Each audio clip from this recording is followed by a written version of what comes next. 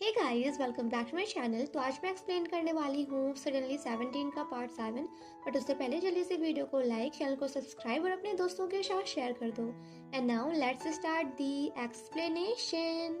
Part 7 की शुरुआत में हम देखते हैं लियांशिया बहुत परेशान होती है। मेली उसे समझाती है, हमारे रिजल्ट सेम आएंगे तो फिक्र मत करो, हम एक ही क्लास में रहेंगे।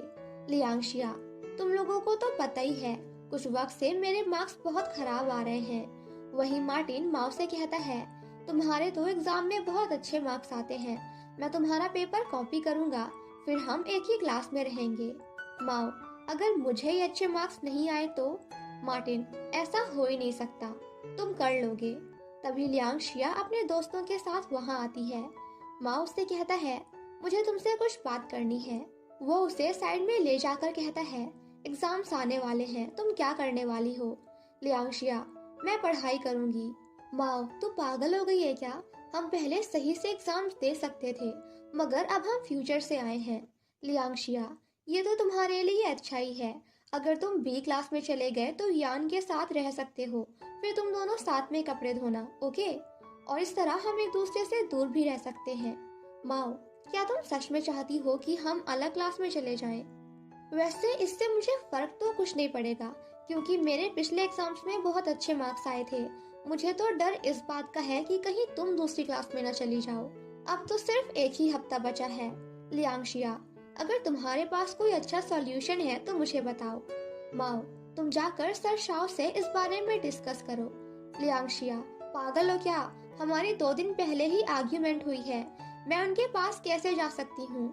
माओ, फिर कुछ नहीं हो सकता, सर शाओ के साथ मेरा रिलेशन अच्छा नहीं है, अब बस ये तुम ही कर सकती हो, तुम्हें ये करना होगा, हमें सेम क्लास में रहना होगा, मैं नहीं चाहता तुम फेल हो जाओ। लियांशिया, मुझे समझ नहीं आ रहा तुम मेरे साथ एक ही क्लास में क्यों रहना चाहते हो? माओ, देखो मैं सिर्फ अपना नहीं बल्कि पूरी क्लास का सोच रहा हूँ। लियांशिया, ठीक है, मैं ट्राई करूंगी। अब कुछ देर बाद लियांशिया सर शाओ के सामने आ जाती है और कहती है, मुझे आपसे कुछ बात करनी है। टीचर शाओ, देखो लियांशिया, तुम मेरे पास मत आया करो, मैं तुम्हारा बार बार आना जाना झेल नहीं सकता, मुझे शांति से मेरी जिंदगी जीना है। लियांशिया, सर मुझे आपसे एक बिजनेस के बारे में डिस्कस करना है, मुझे क्लास ग्रुपिंग के बारे में बात करनी है। टीचर शाओ, उसकी रिस्पॉन्सिबिलिटी मैम ने ली है। लियांशिया कहती है, मगर क्लास ग्रुपिंग से किसी को कोई फायदा नहीं होगा, और आप भी तो ऐसा नहीं चाहते ना, आप हमारी हेल्प कर सकते हैं। टीचर शाओ, मैं अगर इस डिसीजन के खिलाफ भी हूँ तो भी कुछ नहीं कर सकता, क्योंकि मैं बस एक यंग टीचर हूँ, मैं मदद नहीं कर पाऊंगा। मैम ने जब तुम्हें और मुझे उस रात साथ में देखा था, मैंने वो भी अभी तक उनसे क्लियर नहीं किया है। लियांशिया, मगर हमने तो उस रात कुछ नहीं किया, मैं भी आपके साथ चलूंगी उनकी मिसअंडरस्टैंडिंग को दूर करने में। टीचर शाओ, ठीक है, मैं ट्राई करूंगा, मगर तुम ज्यादा होप मत रखना। ये कहकर वो वहां से चले जाते हैं। अब मैम ग्राउंड में होती हैं, तभी टीचर शाओ उनके पास जाते हैं। वो कहते हैं, मुझे क्लास ग्रुपिंग के बारे में बात करना है। मैम कहती हैं, स्कूल के बाद मेरी ऑफिस में आ जाना। ये कहकर वो वहां से चली जाती हैं। माओ और लियांशिया उन दोनों को देख रहे होते हैं। लियांशिया माओ से कहती है, मुझे नहीं लगता इससे कुछ होगा। माओ, मेरे पास एक और आइडिया है, रात में जाकर हमें एग्जाम पेपर चुरा लेने चाहिए। लियांशिया, देखो ये काम तुम खुद करो। माओ उसे भी अपने साथ चलने कहता है, मगर लियांशिया मना कर देती है। अब रात में मैम ऑफिस में वाइन पी रही होती हैं, तभी टीचर शाओ वहां आते हैं। वो दोनों आपस में बातें करने लगते हैं। मैम टीचर शाओ को भी वाइन देती हैं और वो दोनों साथ ड्रिंक करते हैं। वहीं मौ छुपते छुपाते ऑफिस जा रहा होता है, तभी लियांशिया भी आ जाती है और कहती है, मैं भी तुम्हारे साथ जाऊंगी। वो दोनों छुपते हुए ऑफिस का दरवाजा खोलते हैं और अंदर जाते हैं। वहीं मैम और सर शाओ दोनों बहुत ड्रंक हो जाते हैं। टीचर शाओ मैम से कहते हैं, आपको नहीं लगता कि मैं एक लूजर हूँ? मैम, नहीं, आप थोड़े अजीब जरूर हो, मगर स्टूडेंट्स आपको पसंद करते हैं, वो आपको काइंड और नॉलेजेबल समझते हैं, मगर स्कूल में तो मुझे कोई पसंद ही नहीं करता। टीचर शाओ, ऐसा नहीं है, आप फ्रीली अपने आइडियाज सभी को बता सकती हैं, मगर मैं ये नहीं कर सकता। मैम कहती हैं, जब से आप इस स्कूल में आए हैं तो मैं आप पर बहुत ध्यान देने लगी हूँ। टीचर शाओ कहते हैं, मुझे ये बात नहीं पता थी। मैम कहती हैं, आप जो फर्स्ट स्कूल में थे वहाँ का एक टीचर मेरा फ्रेंड है, तो मुझे आपकी पूरी हिस्ट्री भी पता है। ये सुनकर सर उदास हो जाते हैं और कहते हैं, तो तुम्हें मुझ पर भरोसा नहीं। मैम कहती हैं, चिंता मत करो, हमारी जैसी जॉब है उसमें लोगों को बहुत जल्दी गलतफहमी हो जाती है, इसलिए मुझे आप पर पूरा भरोसा है। ये सुनकर टीचर शाओ रिलैक्स हो जाते हैं और कहते हैं, मुझे आपसे कुछ कहना है, आप मुझे बहुत खूबसूरत लगती हैं। ये सुनकर मैम शर्माने लगती हैं और सर शाओ बहुत नर्वस हो जाते हैं। वो जाकर सोफे पर बैठ जाते हैं, फिर अचानक से उठकर वहां से जाने लगते हैं। मैम टीचर शाओ को आवाज देते हुए उनके पीछे जाती हैं। वहीं माओ और लियांगशिया पेपर ढूंढ रहे होते हैं। लियांगशिया को कुछ पेपर्स मिल जाते हैं। लियांगशिया उन्हें छिपा लेती है। तभी वो दोनों मैम की आवाज सुनते हैं और वहीं छिप जाते हैं। मैम और सर ऑफिस में आते हैं। तभी उन्हें वॉचमैन की आवाज आती है और दोनों छुप जाते हैं। टीचर शाओ लियांगशिया और माओ को देख लेते हैं मगर कुछ नहीं कहते, जिसके बाद वो लियांगशिया को लेकर पीछे से निकल जाते हैं और मैम माओ को पकड़ लेती हैं। माओ भी वहां से भाग जाता है, मगर वॉचमैन मैम को बाहर निकलते हुए देख लेता है और गलत समझ लेता है। मैम वॉचमैन को समझाने की कोशिश करती है, मगर वॉचमैन कहता है, डोंट वरी मैम, मैं इस बारे में किसी को कुछ नहीं बताऊंगा, एंड वहां से भाग जाता है। दूसरी तरफ टीचर शाओ और सिया जा रहे होते हैं।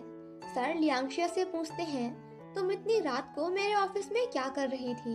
मगर लियांगशिया सर को मैम के नाम से चिढ़ाने लगती है। वो कहती है, हमें इस बारे में बात करना चाहिए। वैसे क्या आप मैम को पसंद करते हैं? टीचर शाओ उसे ये सब पूछने से मना करते हैं। लियांगशिया, देखिए, अगर आप उन्हें पसंद करते हैं ना तो जल्दी से जाकर उन्हें बता दीजिए। सर शाओ, ऐसा कुछ नहीं है, हम तुम जैसे स्टूडेंट्स के रोल मॉडल्स हैं। अगर हम ही ये सब करेंगे तो तुम लोग क्या सीखोगे? लियांगशिया, देखिए, आप दोनों में से किसी की शादी नहीं हुई है, तो अगर आपके बीच कुछ होता भी है तो कोई कुछ नहीं बोलेगा।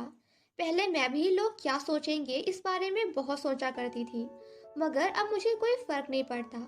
टीचर शाओ, सही कह रही हो, मैं भी इन सब से थक गया हूँ, मगर मैं क्या करूँ? लियांगशिया, पहले तो आपको ओपन होना होगा। वैसे इस बारे में हम बाद में बात करेंगे, पहले आप ये बताइए कि क्या आपने मैम से क्लास चेंज के बारे में कोई बात की? सर कहते हैं नहीं और वहां से चले जाते हैं। अब नेक्स्ट मॉर्निंग वॉचमैन मैम की बात अपने दोस्तों को बताता है और कहता है, किसी को बताना मत। मगर धीरे धीरे ये बात पूरे स्कूल में फैल जाती है और सभी मैम के बारे में बातें बनाने लगते हैं। कुछ देर बाद मैम माओ को ऑफिस में बुलाती हैं और पूछती हैं, तुम कल रात कहाँ थे? माओ कहता है, कहीं नहीं। मैम कहती हैं, ये बात फैलने के बाद हम दोनों के लिए अच्छा नहीं होगा। मैं चाहती हूँ ये केस स्मूथली खत्म हो जाए। माओ, आप फिक्र मत करो, कुछ नहीं होगा। मैम, मुझे किसी का डर नहीं है क्योंकि मैंने कुछ गलत नहीं किया। मैं तो ये तुम्हारे लिए बोल रही थी। माओ के जाने के बाद सर शाओ ऑफिस में आते हैं। मॉम कहती हैं, कल रात सारी गलती तुम्हारी थी, मुझे अब तुमसे बात नहीं करनी, जाओ यहाँ से। मगर टीचर शाओ मैम की टेबल पर रोज रखते हैं और वहाँ से उदास होकर जाने लगते हैं। तभी मैम पीछे से कहती हैं, इस सैटरडे मेरे कॉल का इंतजार करना, जिसे सुनकर टीचर शाओ खुश हो जाते हैं। वहीं माओ लियांगशिया से कहता है, एग्जाम्स आने वाले हैं, मुझे वो पेपर्स दो। लियांगशिया, उस रात मैं सर और मैम को देखकर बहुत नर्वस हो गई थी, तो वो पेपर मुझसे कहीं खो गए, मैं सच कह रही हूँ। माओ, तो मतलब मैं बदनाम भी हो गया और हमारे हाथ कुछ लगा भी नहीं। माओ कहता है, इसका मतलब अब हमें पढ़ना ही पड़ेगा। मैं तो कर लूंगा, मगर तुम? लियांगशिया, मैं भी कर लूंगी। पिछली बार मैं डिस्ट्रैक्ट हो गई थी क्योंकि हम एक दूसरे को डेट कर रहे थे, मगर इस बार ऐसा नहीं होगा। मैं बहुत मन लगाकर पढ़ाई करूंगी। ये कहकर वो वहाँ से चली जाती है। अब कुछ देर बाद लियांगशिया यान के साथ होती है। यान उसे पढ़ा रहा होता है, मगर लियांगशिया उससे भी डिस्ट्रैक्ट हो रही होती है। यान पूछता है, क्या तुम्हें समझ में आया? लियांगशिया, शायद नहीं, प्लीज क्या तुम मुझे एक बार और समझा सकते हो? यान, मैं अभी अभी तुम्हें ये टॉपिक 5 बार समझा चुका हूँ। लेकिन वो फिर से शिया को समझाने लगता है और इस बार शिया भी उसे समझने लगती है। वहीं मार्टिन भी माओ के साथ पढ़ रहा होता है। मार्टिन माओ से कल रात हुए इंसिडेंट के बारे में पूछता है, मगर माओ उसे डिस्टर्ब करने से मना करता है। माओ को एक क्वेश्चन नहीं आ रहा होता है, मगर वही क्वेश्चन मार्टिन को आ जाता है क्योंकि वो बहुत आसान था।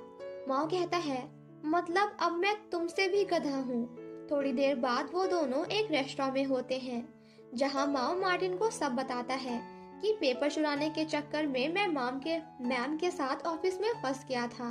माओ कहता है, मैं इस बार फेल हो जाऊंगा। पास होने के लिए मुझे चीटिंग करनी होगी। मार्टिन, तुम्हारे रिजल्ट तो बहुत अच्छे आते हैं, तुम क्यों चीटिंग करना चाहते हो? माओ कहता है, मुझे इस बार चीटिंग करनी ही पड़ेगी, तभी पास होऊंगा। मार्टिन कहता है, मगर क्लास में बहुत से टीचर्स और मैम्स होते हैं, हम कॉपी कैसे करेंगे? हम तो अपने आसपास भी नहीं देख सकते। तुम्हारा प्लान क्या है? माओ कहता है, पक्का मैम की भी कोई ना कोई वीकनेस जरूर होगी। वही लियांग शिया शाओनिंग के साथ होती है।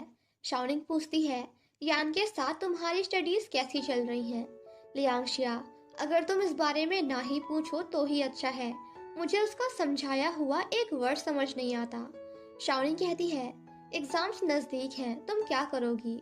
शिया कहती है, मुझे कुछ सोचना होगा। जिसके बाद वो लोग रूम में वापस आती हैं, तो मेली पर्दे लगाकर कुछ कर रही होती है।